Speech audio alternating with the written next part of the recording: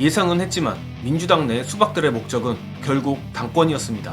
결론부터 말하자면 수박들이 임종석을 당대표로 내세우고 추후 대권까지 가는 그림을 그리는 것 같습니다. 현근택 변호사가 불출마를 한다고 하니 자기 친구들 원칙과 상식마저 통수를 친 진성수박 윤영찬이 의미심장한 말을 했습니다.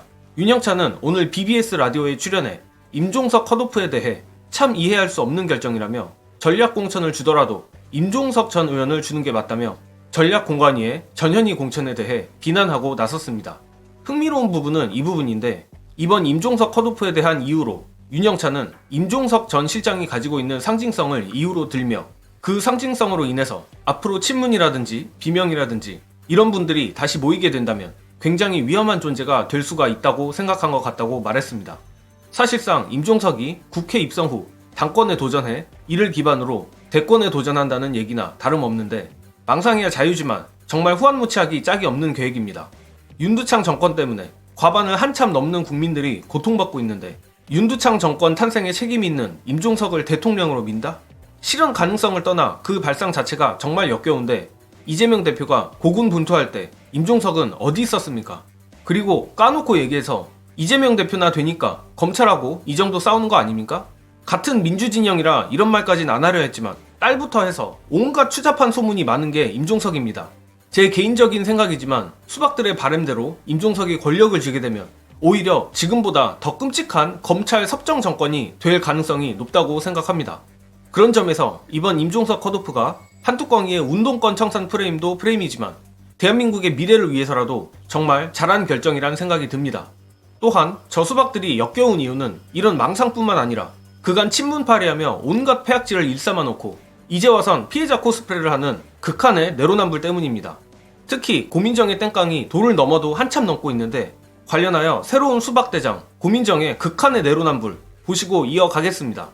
임종석 전 실장 컷오프를 시켰더니 옆에 있던 고민정 최고위원을 사퇴했습니다. 공천이 불투명하다 라고 이야기를 하지만 4년 전에 최고위원이 아닌 광진을 국회의원 후보로 전략공천을 받았던 고민정 후보한테도 그 당시 언론 매체에서 기자들이 많이 물어봤습니다. 느낌 라이브 이낙연과 고민정.